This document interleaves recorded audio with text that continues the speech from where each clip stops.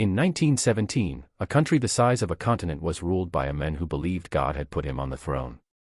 By 1991, that same territory had lived through a revolution, a civil war, a famine, a dictator's purges, a war that killed 27 million of its people, a nuclear standoff with the United States, a disaster at a nuclear plant, and a failed coup, before dissolving itself on a Christmas night.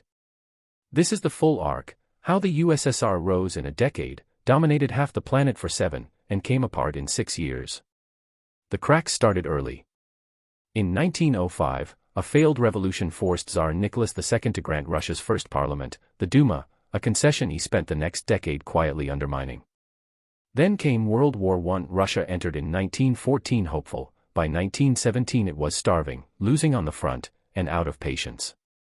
In February 1917, protests in Petrograd spiraled into a revolution. Nicholas abdicated, ending 3 centuries of Romanov rule. What replaced him was a fragile provisional government, and it made the decision that doomed it, staying in the war. In October, the Bolsheviks, led by Vladimir Lenin, seized power in a near-bloodless coup, promising peace, land, and bread. Power seized wasn't power held. From 1918 to 1922, a brutal civil war raged between the Bolshevik Reds and a fractured coalition of monarchists, liberals, and rival socialists, the Whites, with foreign powers, including Britain, France, the US, and Japan, intervening on the white side. Lenin's government fought through war communism, forced grain requisition and nationalized industry, which helped win the war but wrecked the economy and contributed to a devastating 1921-22 famine. Afterward, Lenin pulled back with the new economic policy, allowing small-scale private trade to revive. The Reds won the war. In 1922, the victors formalized their territory as the Union of Soviet Socialist Republics. Lenin died in 1924, and Joseph Stalin, underestimated by nearly everyone, outmaneuvered his rivals for control. Stalin's project, turn an agrarian empire into an industrial superpower, fast, at any human cost. The first 5-year plan, launched in 1928, drove breakneck industrialization. Collectivization forced peasants onto state farms, resistance in Ukraine and elsewhere was crushed through grain seizures so severe they caused a man-made famine, the Holodomor, killing millions in the early 1930s. Then came the Great Terror of 1936-1938, show trials, mass executions, and the Gulag system expanding to swallow party officials, intellectuals, and ordinary citizens by the hundreds of thousands, including much of the Red Army's own officer corps, a decision that would prove disastrous. In 1939, Stalin signed the Molotov-Ribbentrop Pact with Nazi Germany, a non-aggression treaty with a secret clause carving up Eastern Europe between them. It bought the USSR 2 years of uneasy peace. That peace ended in June 1941, when Germany broke the pact and invaded. The Eastern Front became the deadliest theater of World War II. Leningrad endured a nearly 900-day siege. Stalingrad, in the winter of 1942-43, became the war's turning point, a brutal, house-by-house battle that trapped and destroyed an entire German army. The tank battle at Kursk in mid-1943 broke Germany's last major offensive in the east. The Soviet advance rolled on to Berlin by May 1945. The cost was staggering, an estimated 27 million Soviet dead, soldiers and civilians combined. But victory made the USSR one of 2 global superpowers left standing. Post-war, Stalin installed loyal communist governments across Eastern Europe, forming what Winston Churchill called an Iron Curtain. The US and USSR moved from allies to rivals almost overnight. Stalin died in 1953. His successor, Nikita Khrushchev, stunned the party in 1956 with a secret speech denouncing Stalin's crimes, kicking off a cautious thaw. But the thaw had limits. In 1956, Soviet tanks crushed an uprising in Hungary. In 1961, East Germany built the Berlin Wall to stop the exodus west.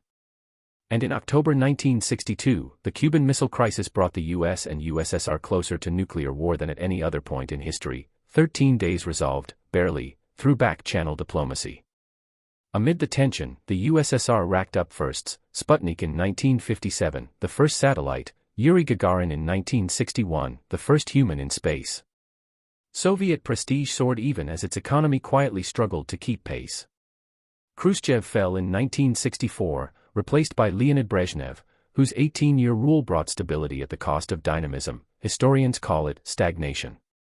In 1968, Soviet tanks again rolled in, crushing the Prague Spring reform movement in Czechoslovakia, cementing what became known as the Brezhnev Doctrine. Moscow would not let any Eastern Bloc state leave the fold.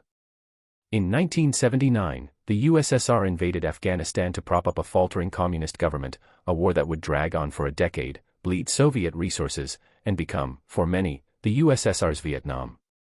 By the early 1980s, the Soviet economy was stalling under its own weight, inefficient state planning, a bloated bureaucracy, and a costly arms race with a resurgent United States under Ronald Reagan. In Poland, an independent trade union, Solidarity, emerged in 1980 as the first real crack in Soviet bloc control, suppressed under martial law, but never fully extinguished. 3 Soviet leaders died in rapid succession between 1982 and 1985. The revolving door made clear, the old guard was out of road. In 1985, Mikhail Gorbachev took power, young, and convinced the system could be reformed rather than replaced. His tools, glasnost, openness, loosening censorship and permitting public criticism, and perestroika, restructuring the rigid economy toward limited market mechanisms.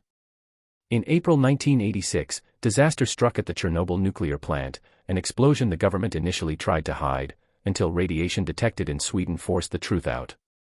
It became a symbol of the system's failures and a catalyst for glasnost's momentum. Openness, once allowed, didn't stay contained. People said out loud what they'd only thought for decades: the economy didn't work, the Afghan war was a costly failure, and many republics on the USSR's periphery, the Baltics, Ukraine, the Caucasus, didn't want to be part of the Union at all. 1989 broke the dam. Poland held partly free elections. Hungary opened its border with Austria. In November, the Berlin Wall came down. Within months, communist governments across Eastern Europe collapsed, almost entirely without violence. Romania's was the grim exception. Inside the USSR itself, republics began declaring sovereignty one after another. In August 1991, hardliners attempted a coup against Gorbachev to halt the reforms and hold the Union together by force. It collapsed within 3 days, undone partly by public resistance led by Russian President Boris Yeltsin, but it also finished off what authority Gorbachev had left. The republics moved fast after that. On December 25, 1991, Gorbachev resigned. The Soviet flag over the Kremlin came down for the last time, replaced by the Russian tricolor. 74 years, start to finish. Long enough to industrialize a continent, defeat Nazi Germany, launch the first satellite and the first human into orbit, and hold half the world in a nuclear standoff. Not long enough to survive an economy that couldn't keep up, a war it couldn't win in Afghanistan, and a population that, once allowed to speak, stopped believing the promise the whole project was built on.